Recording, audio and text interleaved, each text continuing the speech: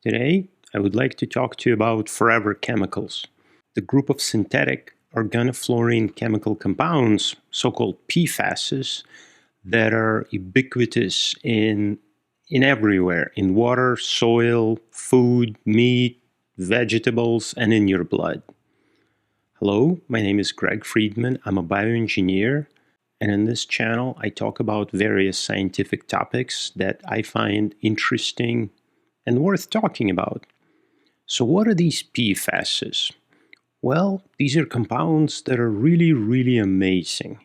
You know, coating on your car windshield as you're driving, the rain droplets are just bouncing off it. Or your carpet that you wash by vacuuming it. So you spill coffee. I remember office carpet at my office building. Spill coffee on it, just get a vacuum it off. Nothing sticks to it. So these molecules, the PFASs, they are amazing. They're long-chain carbon-fluorine molecules. Basically, you take an organic molecule and instead of hydrogens, you replace them with fluorines, making this one of the strongest organic molecules out there. The carbon-fluorine bond is indeed one of the strongest ones in organic chemistry. As a result, there are no natural enzymes that break these things down. Not in nature there aren't. So these molecules accumulate. They accumulate, you take your old office carpet, you throw it out in a landfill, and over years and years of rain and sun and more rain, these molecules leach off the carpet and into groundwater, and then the cow in the field eats the plants that grew up feeding on this water, and these PFASs, they end up in the cow, they end up in the plants, they end up in the air. They're even found on the mountains, in the snow on the mountains in Tibet. They're everywhere, and they bioaccumulate in your liver, leading to a host of medical problems. A couple of these compounds have been found to be linked to cancers, childbirth defects, male infertility, you name it. The list of medical problems go on. So what do we do with them today? Well, there are many regulations across America and other countries getting rid of these compounds. And the easiest way to do that is to filter our drinking water. Remember, we need to filter the water for the cows as well, and maybe for the plants. So it's a lot of water that we need to filter. And filtration is not destruction. You're just accumulating those same molecules, but instead of in your liver, on your filter. Now, I live in a relatively new construction, and we have a whole house water filtration system. Largely because I work in this field, I know what these molecules are, so I want to get rid of them. But what do we do with this filter afterwards? I don't know. I just give it back to the water company, and they do something with it. The methods to destroy PFAS, well, typically it's incineration. And in many cases, kind of sort of works, and I'll get back to that in a minute. There are advanced oxidation processes like UV or ozone or hydrogen peroxide. Those don't work very well at all. So what works? Well, high energy systems, very high temperatures, so very thermal systems can be used for PFAS destruction, but you have to be careful as you're burning PFAS off whatever filtration media it's on. Well, first of all, that's expensive. Second of all, you have to ensure that you burn it off completely. Make sure you don't have any shorter chain fluorocarbons that fly off and now they're airborne. So there are many issues associated with that. There is something called electrochemical reduction. Under the right conditions, this method can work. There are questions related to scalability of such methods.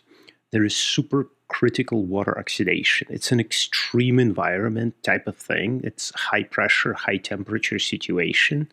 And those systems are difficult to set up, somewhat difficult to maintain. And there are issues related to scaling those systems up to the industrial water requirements. There are millions of gallons a day. So it's lots of water we need to treat. There is, of course, plasma. Plasma is very high energy density. So you see the theme here, right? High energy density systems seem to be effective against PFAS. Plasma generates hydrated electrons, so electrons that swim in the water, and they are linked to the mechanism by which PFAS is destroyed. We also generate in plasma a lot of reactive species that can fairly easily dissociate carbon-fluorine bonds. In plasma, especially when plasma contacts the liquid or the filtration media directly, we generate so-called vacuum UV photons. This is ultraviolet, but this very high power ultraviolet. It only travels, some microns in air, but when you're using plasma in direct contact with this filtration media or with liquid, you actually have those few microns until you reach PFAS. So you do have those very high energy photons. And of course, plasma can generate highly localized extreme heat. So again, this is a high thermal situation that you can create with the bulk being not so thermal. Now, with plasma, there are always engineering challenges. There's reactor geometry. Plasmas tend to be finicky. They're high voltage systems, very sensitive to what is it that you're trying to treat. Plasmas run on electricity, so there is energy efficiency question, right? How much is this process actually going to cost you?